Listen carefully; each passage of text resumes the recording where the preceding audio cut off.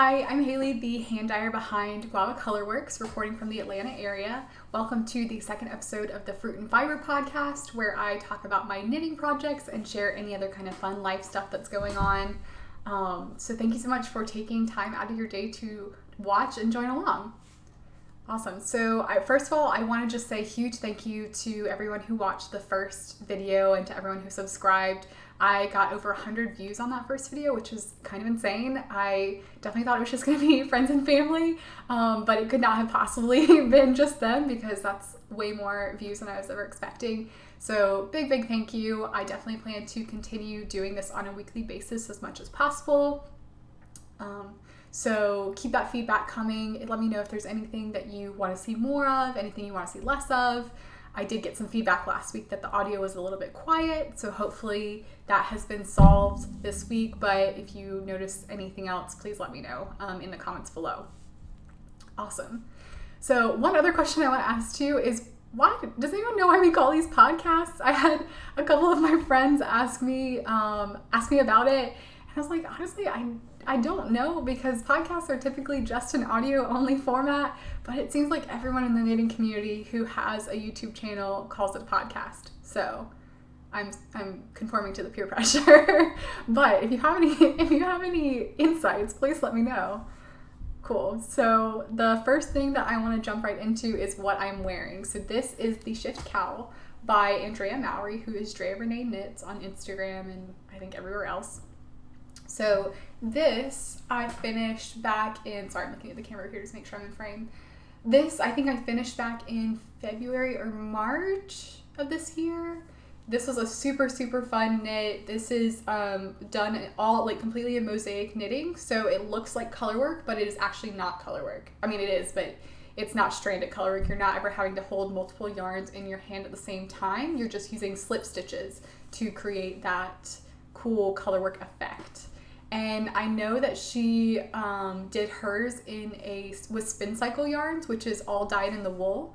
And basically what that means is like they truly dye it in the wool, and then they'll spin those colors together. So you could have one ply that's like green and one ply that's purple, and you ply those together and that's the yarn that you have. So it creates this really cool like gradient effect. So I definitely want to get my hands on some of that soon. I think I would like to maybe do Boylan Knitworks Guthrie sweater in it. Her original version she did with, I think, spin cycle yarns too. And again, it was like, usually with color work, you don't do a whole lot of busy yarn, like speckled yarn or anything that has a lot of color variation, because it kind of takes away from the pattern. But the spin cycle yarn looked really cool in that version. So hopefully I will get my hands on some of that, and I will have a cool sweater to show you guys. But again, I don't know what that would be, so no promises. So yeah, so I loved this knit. This, obviously, because I did not have spin cycle yarns, these are all like basically mini skeins that I used when I was practicing dyeing. So they're all the same weight, but they, like, it's not like it was like 3 skeins of yarn. It was like a bunch of little tiny, like, fifth of a skein, I guess like 20 grams of yarn. And so I just kind of made little repeats based on the amount of yarn that I had, but I think it turned out really well. The color theme obviously is mostly on the pinks and blues and purples. I think I said purples. Purples. But so yeah, I really love it. And as you will see throughout the podcast, apparently purple, pink, and blue is the colors that I'm gravitating to this week. Last week it was green. Just color theming my life, that's how it goes. So yeah, really love it. Super warm, super glad to wear it now that the weather is getting a little bit cooler.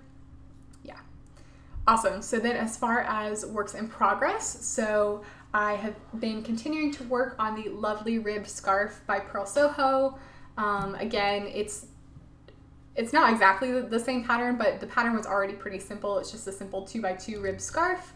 My mods, if you will, not even mods because they just say cast on, it could be any cast on, were that I did a tubular cast on. I'll show you here.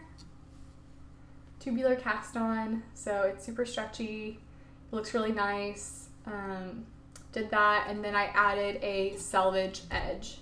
So basically I am slipping the first stitch purlwise, and then I am knitting the last stitch.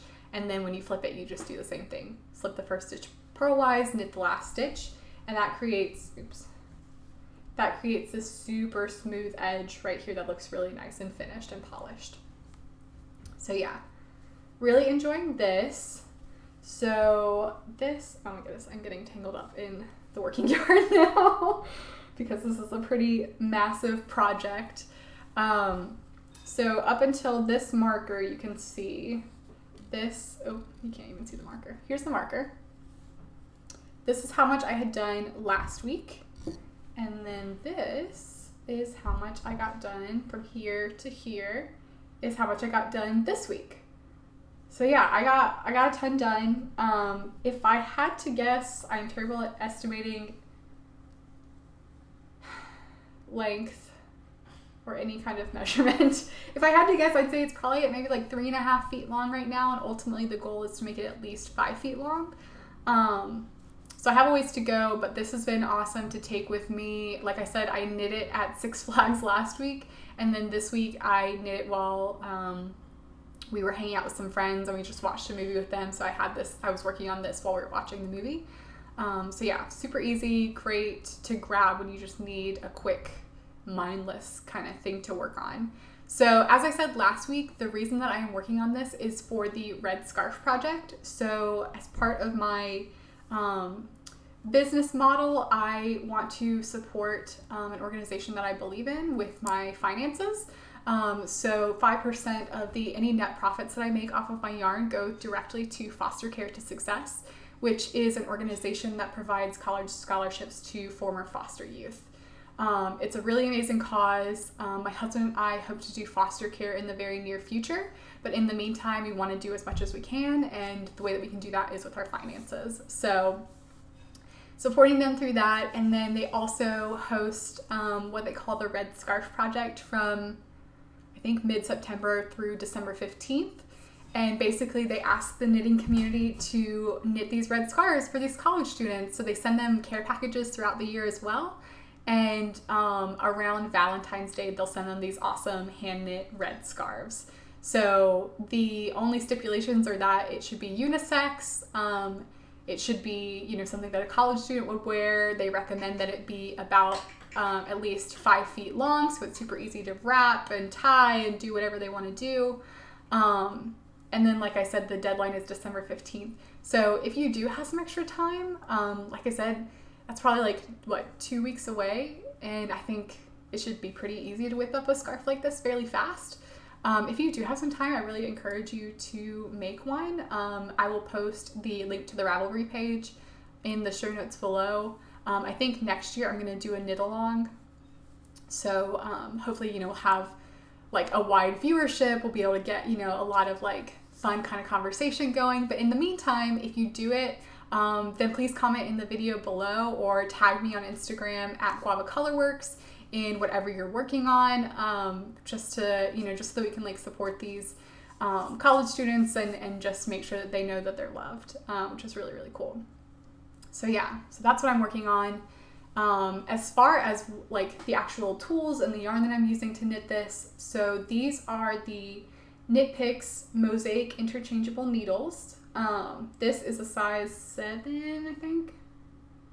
Yes, size 7 in the Mosaic Interchangeable Needle set from Knit Picks. They have the black cord, which might sound weird that I'm specifying that. I saw on the reviews online before I bought these, this was probably last year, that the green and the purple cords are not quite as flexible, but the black cords seem to be pretty flexible, at least from my perspective. So if you do buy them, I recommend getting the black cords, unless for some reason you want to use a stiffer cable. So yeah, highly recommend, really enjoy these. And then I did not show you guys the yarn last week either. Shame on me. So this is, apologies, my cats got into this one. This is, I love this yarn. I don't remember if this is from Hobby Lobby or Michael's, but I love this yarn in their cranberry color. Yes, cranberry color. I think it's kind of like a true worsted weight. It's pretty thick and pretty squishy. So with the the US size 7 needles, it's definitely creating a nice, cozy fabric. So yeah, awesome. Also, you guys, until I started this podcast, 1 week ago, I had never used a progress keeper before. Like, I'd used these for stitch markers because, you definitely need stitch markers of some sort, but I'd never done a progress keeper. But it is so cool. So I put this one on, and it is really cool to be like, oh, I did exactly this much in a week. And then I'll show you guys my other projects too, but like, it's so cool to see exactly how much you got done in a week. I definitely thought of myself as like, not like a super slow knitter, but like by no means the world's fastest knitter. But it's definitely building my confidence that like I am getting better at this the longer I do it, and I am able to get more and more done. So that's really cool and really encouraging. So yeah, that is that project. Also, just realized that I totally skipped over the finished object. I meant to do that first. I guess I will do that after the works in progress. That's how it goes, when you're trying something new. Okay, so the second thing that I have worked on, I just cast this on Friday, and I have been knitting on it like almost nonstop, with the exception of, we went to go hang out with friends yesterday, and so I needed to work on something a little less involved, is my Soldotna Crop. Oh my goodness, guys. Look at this. I love it. So this is the Soldotna Crop. Again, don't know if you guys notice any color themes, but it is purple, pink, and blue. I mean, I love it, but apparently I'm really, really, really only selecting those colors this week. Anyway, okay, so this, I kind of showed you guys the colors last week. Sorry, again, I'm looking over here to make sure I'm in frame. I showed you guys the colors last week. So this top one is obviously like a dark navy. None of these colors are ones that I offer in the shop, nor is this like a base that I offer in the shop. These were truly just like experimental, most of them, getting to a specific color for either the fall collection, or kind of like helping me think more about the winter 2019 collection. And these are on, I think it's the Capra DK base from Knit Picks, because Knit Picks sells bare yarn as well. So if you are getting into indie dyeing, I highly recommend getting some yarn from them. They have great options. My Minaret crop from last week was dyed on their Felici base, and that one that's really good. So yeah, so highly recommend. As I said last week, I have this navy color, I have this burgundy kind of pink color, a light blush color, and then this lavender-y color. So the lavender color is almost identical to my fanciful colorway. So that one did get pretty close. The pink color, this blush color, is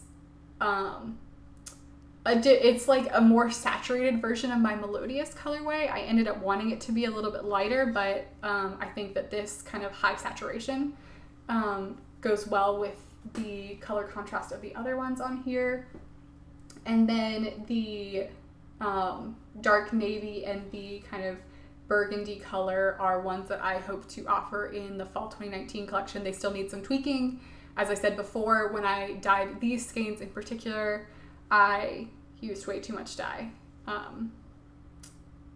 And then I had to set the yarn multiple times, and I was getting kind of frustrated with it, and so I wasn't treating it as well as I should have, so I felted them a little bit. But it's okay, because the fabric is honestly knitting up super nicely. Like, you can't really tell a difference between it and the blush and the lavender colors. Like, they all look similar, and even though it definitely didn't feel as good in my hands when I was knitting it, the fabric is pretty soft as well. So I'm very encouraged by that. So yeah, as far as how I picked those colors, so I knew, because believe it or not, guys, I'm very pale. I knew I wanted something that would be high contrast with my skin color in particular. So I went with this dark navy. I thought that would be really pretty. And then I knew that I wanted overall to have a jewel toned sweater. So then the body will be this nice burgundy color. And then these ones were practice ones from, again, dyeing for fall 2019. And I had full skeins of these, and I thought they'd be really pretty because basically you have like 2 kind of warm pinks and then 2 kind of cool purpley blues. So I was not wrong. I am loving those. As far as the knitting itself so far, so I did not swatch.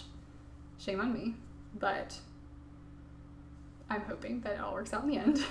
I hate swatching, guys. I know that is probably a pretty common opinion. But I mean, my thing is too, is like sometimes your swatches are not always accurate. Like I've been reading and watching a lot of things that are like the 4x4 swatch just isn't going to give you the same kind of measurement that you think it will. And then especially like, you have to knit, certain things like this is in the round, so you're supposed to knit your swatch in the round. And I just feel like my tension is always off when I'm knitting a smaller kind of area. So my thing is like, this didn't really take me that long. I might as well just throw it on the needles, get started, and then if it doesn't work out at that point, then I can just rip it out and start over again. But at least I'll have, practice doing the full sweater itself. So what I did do was I did follow the pattern, used a US size 3 for the ribbing. I changed the ribbing slightly. It was originally just a regular 1x1 rib, but I changed it to a twisted rib. I just really like the way that looks. I also did a tubular cast on here because surprise, surprise, I am really loving the tubular cast on. And then where I changed my needles is the body, like the colorwork portion. The pattern recommends using a US size 5. I am going to knit the small size, or I am currently knitting the small size, because my bust is a 35.5-inch bust. The small size, the expected finished bust will be 36.25 inches. She recommends having anywhere from 2 to 4 inches of positive ease, but I knew I didn't want quite that much positive ease, so I didn't want to go up to the medium size. I also didn't want it to be like that close to like my actual bust though, so I just went up a needle size with the hopes that it will, I mean, again, I have no real way of estimating how much the final bust measurement is going to be, but I'm hoping maybe like 37-ish, 37 and a half. So fingers crossed, we'll see. As long as it's anywhere close to that, I'll be happy with it. So yeah, so that's where I am with this.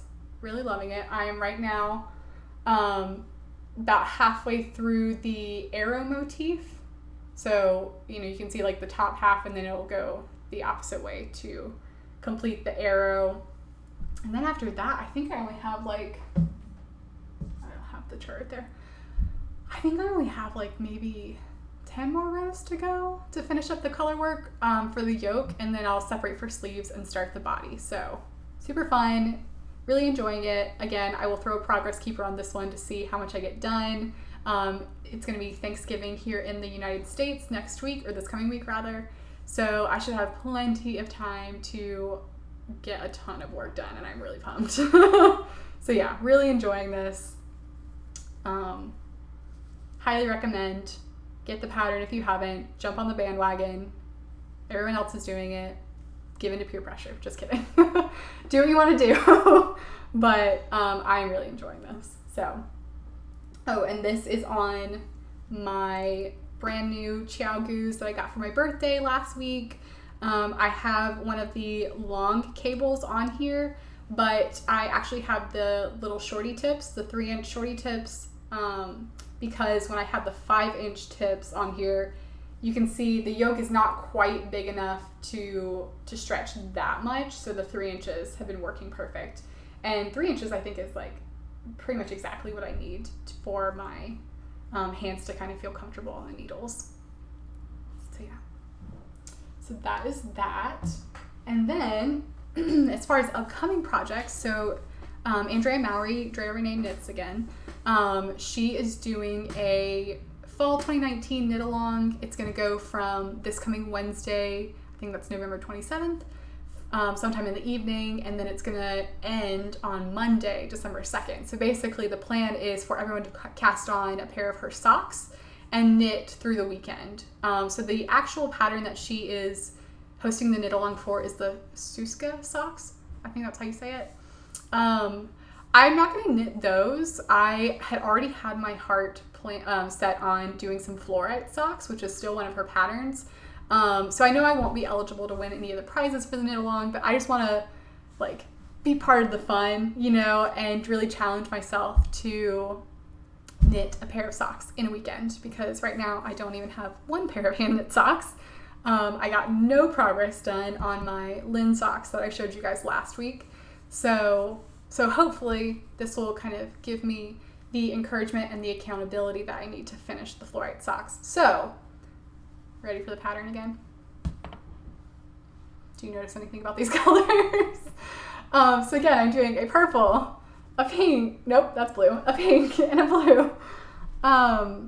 These are all on my shiitake sock base, which is a 80% BFL, 20% nylon base. These things are super sturdy. Like, when I was choosing all of the bases for my shop, what I did was I knit them all in the same color, first of all, to make sure that the dye lots were going to be fairly similar from base to base. And then I knit them into swatches. And then I literally took those swatches and I scrubbed them on the ground. Like rubbed them on the ground, rubbed them on the couch, like anywhere your knitting is going to touch. I just tried to like rough them up to see what happened. And these like did not pill. So big fan. It's a 2-ply base, super sturdy, and it's honestly very like fairly soft. Like I think I would knit a sweater out of this too. I just have such a pet peeve with pilling. Like, I know that you can get a gleaner and that can help you clean up a lot of the pills, but I have no patience for it. So for me, sturdy yarn is extremely important. So anyway, these are going to become fluorite socks. I think I'm gonna maybe I'll just draw from different ends. I think I'm going to, because she uses like a ton of, I think she uses mini skeins in hers. She uses like a ton of different colors. I think I'm just going to kind of like break them up. So instead of just doing, you know, 1 color, then 2 color, then 3 color, I'm going to do like 1, 2, 3, 1, 2, 3, that way, if that makes sense. So yeah, I need to cake these up. These are all in the shiitake sock base. This is my Fanciful colorway from 2019. This is my Winsome colorway. And this is my Aloof colorway. And you can get all of these in the shop right now. As I said last week though, when I do release my winter colorway, which will hopefully be in 2-ish weeks, these will become archived. So if you do want any of these, please go ahead and get them now. Because unless I have some kind of like out of the vault type thing, these colorways will not be offered any longer. It'll be like truly just curated seasonal trending colors, if that makes sense. So yeah, super pumped. Also, you guys, I am not a big blue person, but like I love this blue. Like I wear navy, but I hardly ever wear blue, and I love this one, to be totally honest. So yeah, big fan. Yeah, so that is that.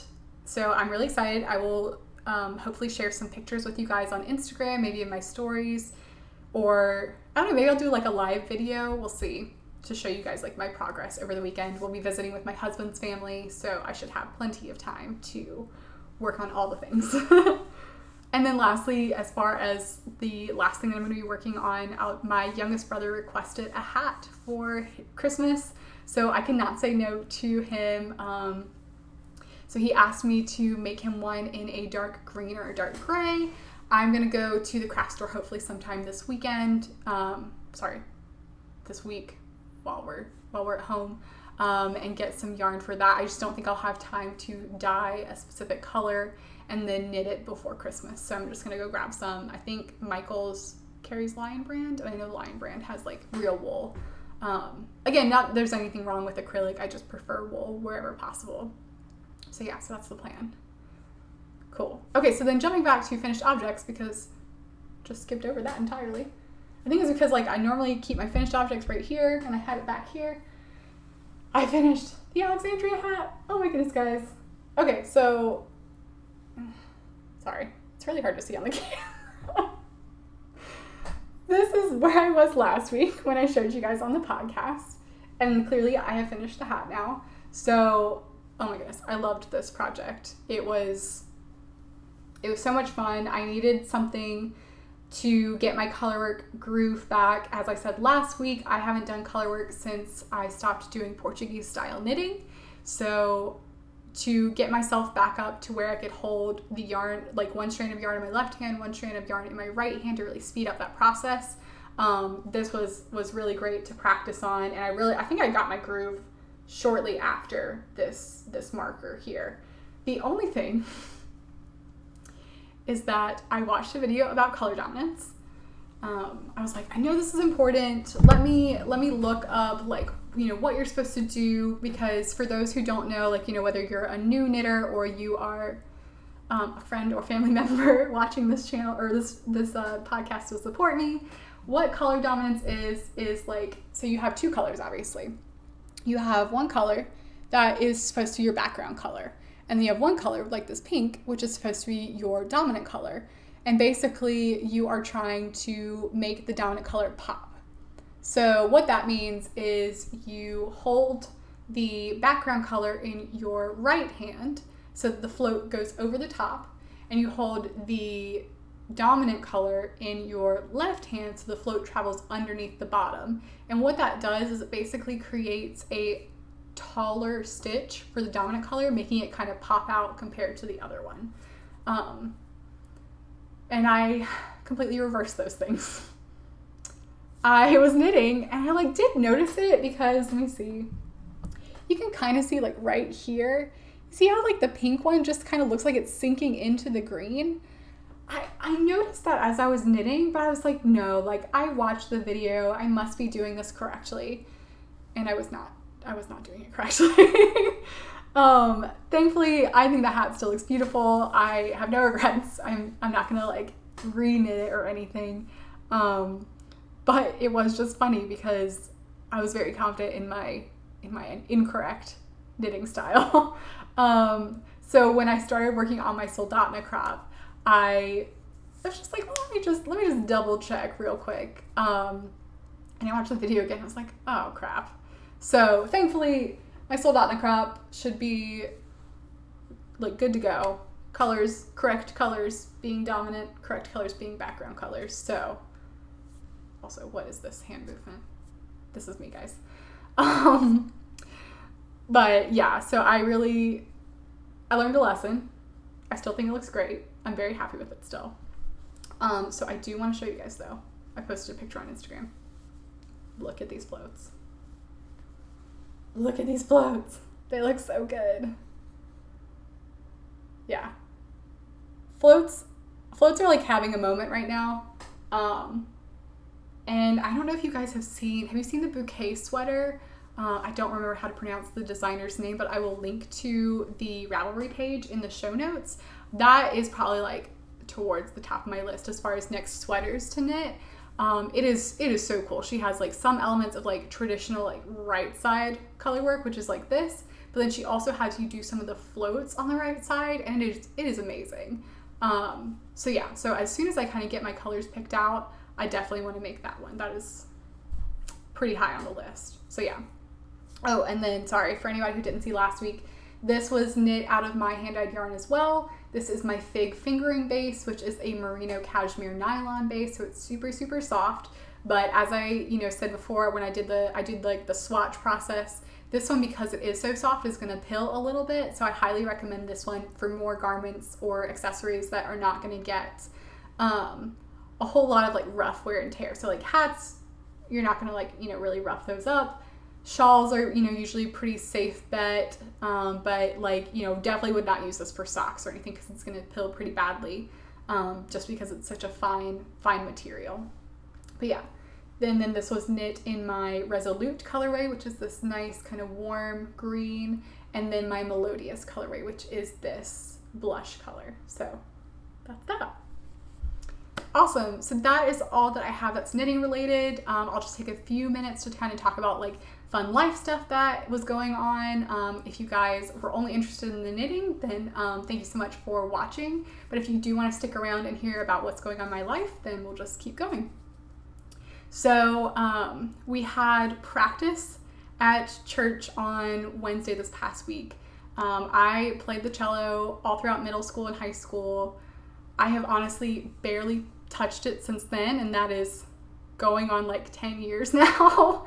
But my husband plays the violin at church, and everyone at church knows that I used to play the cello, so there's a lot of pressure to play it in some way.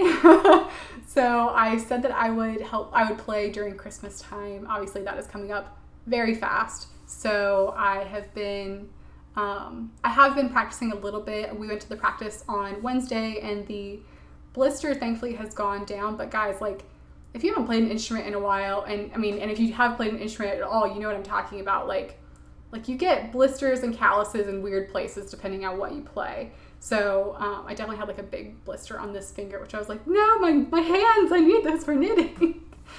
But thankfully it's gone away. And then as far as yesterday, so we hung out with some friends. We went to Urban Tree Cidery in Atlanta. They were throwing a Pawnee Harvest Festival. It was amazing. For those who have watched Parks and Rec, you know what I'm talking about. They basically they had a Lil Sebastian lookalike. So we got our photo with Lil Sebastian.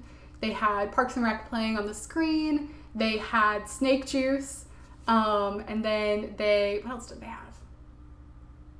They were going to have a Ron Swanson lookalike contest. We didn't end up staying for that one just because it was pretty packed, even though it was like downpouring in Atlanta yesterday. So that's when we went over to hang out at a friend's house and just watch a movie after that. And so that's where I got a lot of the Red Scarf Project knitting done. So yeah. Lastly, so Thanksgiving is coming up in the United States next week, or this coming week. I keep saying next week. This coming week. So I will probably not have a podcast recorded next week. And if anybody places any yarn orders, they probably won't get dyed until the following week either. So yeah, we're going to be visiting my husband's family. We'll probably leave maybe Wednesday morning. We'll stay through Sunday, and we'll travel back on Sunday night.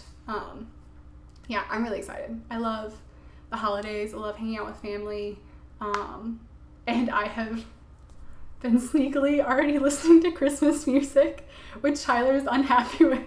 He is like a firm believer that like Christmas music should not come until after Thanksgiving is done, which is fair. I get it. And normally I am like that too, but like I was just craving some Christmas music this week. I think I actually started the week before too. So anytime he's not in the room, I'm like playing on my phone. So yeah. But yeah, I'm trying to think if so Tyler and his brothers always make pumpkin pies for Thanksgiving. He also is going to make stuffed mushrooms, so that should be fun. But I don't really have like a specific Thanksgiving tradition. Do you guys have any Thanksgiving traditions? I love traditions in general. So if you guys do have some stuff, please share them below. Yeah, I'm a big fan. Like every year for Christmas, we go and we get 2 little bird ornaments. We started that when we got married, so we have like 3 years of bird ornaments. I don't know how it started. It's a tradition now though, and I am holding fast to it. So if you guys have any, please share them. I would love to hear. And I think that's all I have for this week. So thank you guys so much for watching. Again, thank you for all the support for the last episode. If this is something that you really enjoy, I'm going to do that, weird plug. Please subscribe. Please hit the bell icon to be notified whenever I do put out a podcast. Like I said, I'm going to try to be really consistent about it because I really appreciate it. Yeah, I really appreciate the opportunity to share what I'm working on with you guys. So yeah. Again, if there's anything else that you want me to change or do differently, I'm very open to it. Just let me know. Awesome. So thank you so much again. I hope you guys have an awesome week, and I will see you next time. Bye.